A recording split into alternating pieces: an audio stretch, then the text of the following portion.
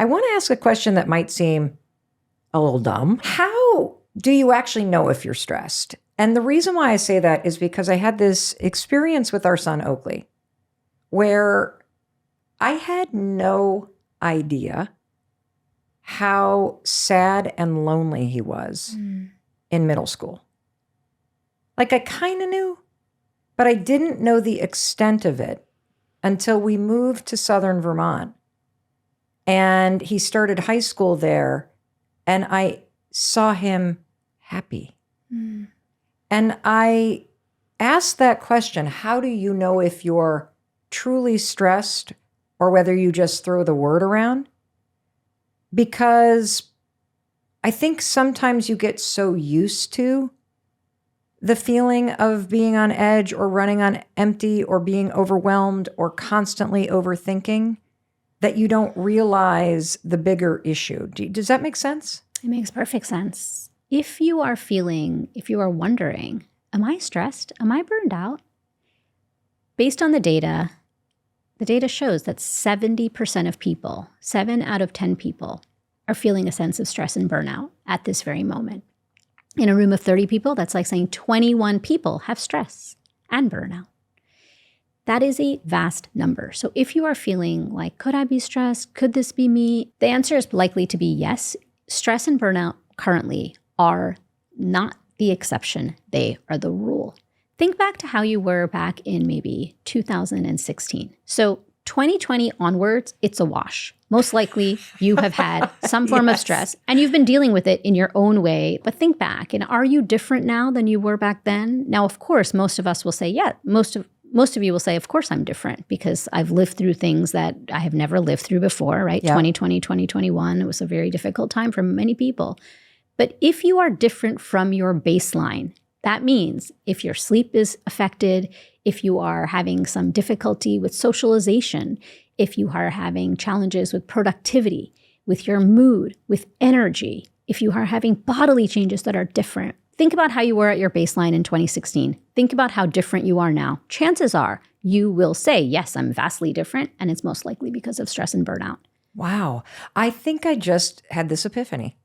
So I've always thought about stress as a byproduct of a super busy life, right? Or of challenges or of, thinking too much or whatever it may be, okay?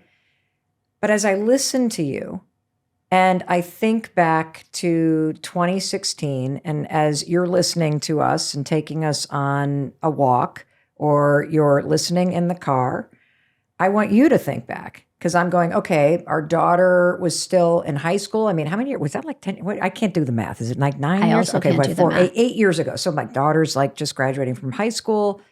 I'm definitely not feeling, I was more in my body back then in terms of feeling more present. I didn't feel this constant sense that something was looming. And so as you think back and you notice this difference, I'm having this epiphany where I'm realizing, oh, I think we're about to learn from you. That we think about stress as a byproduct of a ton of things that we can't control. And you're about to flip the paradigm on us and say that actually the singular most important thing that you could do for your health, for your happiness, for everything, is to manage how you are feeling and to try these 5 resets and truly get your stress level under control because that is impacting everything. It impacts everything. In fact, stress and burnout, I want to use both of those interchangeably for this how are they particular. Different? Under normal conditions, back in 2016, 17, 18, 19, if you don't want to go back into 2016, think about how you were in 2019. Most likely your brain was being led by the prefrontal cortex, which is this area right behind your forehead, and it governs, it's like adulting. It governs things like planning, organization, memory. Many of you living your lives in 2016, 17, 18, 19 were living through and using the prefrontal cortex to guide your decision-making and your day-to-day life. Stress is governed by another part of your brain, the amygdala. It is a small almond-shaped structure deep in your brain. I can't show you, but it's deep inside between your ears, kind of lower down where your head and your neck kind of meet. Okay. This almond-shaped structure, the amygdala, is what houses your stress response. In scientific terms, we call the stress response the fight or flight response. Under periods of normal functioning, when you are thriving and moving through the world, your brain is governed by the prefrontal cortex. Then, during periods of stress, your brain is governed by the amygdala. The amygdala is focused purely on survival and self-preservation. It is cave person mode. You can function for short periods of time in cave person mode, but when it becomes chronic, that is when burnout sets in. What has happened is your brain and your body need a reset and some sort of respite and recovery time. So does the amygdala not reset itself? Like, you know what I'm saying? Because I'm sitting here thinking, well, every single human being on the planet has been under chronic stress for the last 4 years. That's right. You need to help your brain get back to the baseline. That's and right. if you don't, it's almost as if you might have these periods where you go on vacation or you have a little bit of time off of work or it's really sunny for a couple days and you're like, oh, this is amazing. But you are easily, I'm sure, triggered if you have not reset yourself to go back into being chronically stressed or burnt out. So is that also why this is really important? Evolutionarily, your amygdala has focused on the fight or flight response. You saw a tiger in the forest, your pupils dilate, your heart starts racing, your lungs start breathing quicker, blood is shunted away from the vital organs to your muscles so you can fight or you can flee. That physiological response takes seconds, and once that acute threat is over, that tiger in the forest, then it comes back to baseline. The problem is that in modern times, that metaphorical tiger is ongoing. We have so many tigers around us. We have financial stress, marital stress. We have stress with engaging in the world with news headlines and all of these other things. Traffic, work deadlines, kids that are upset, people that you're worried about. Endless. It never ends. And so that amygdala is on in the background at a low hum constantly.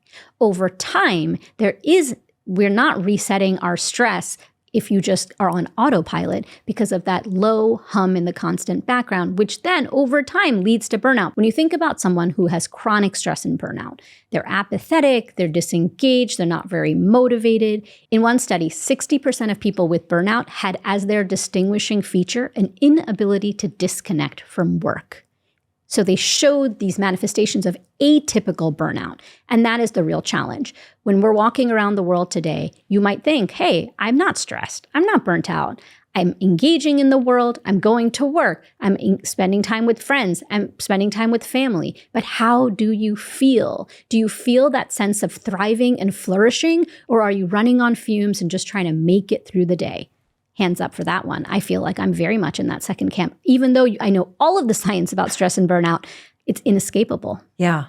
Well, what you're making me realize, and I want to just highlight this, is I've never thought about stress and the fact that you are going to have good and bad stress. You are going to have stressful days. You are going to have periods where you feel a lot of pressure.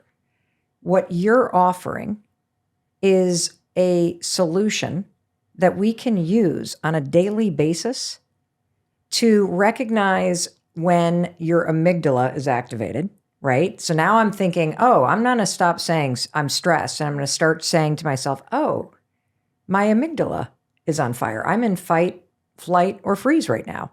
I need to do a quick reset and bring my body and my prefrontal cortex back online. Because if I don't do a reset, that amygdala is going to keep on firing because it's been firing nonstop for at least 4 years. And so I got to help it out. Not all stress is created equal. The data shows that 70% of people are feeling a sense of stress and burnout at this very moment. My motto, how I was trained, was pressure makes diamonds.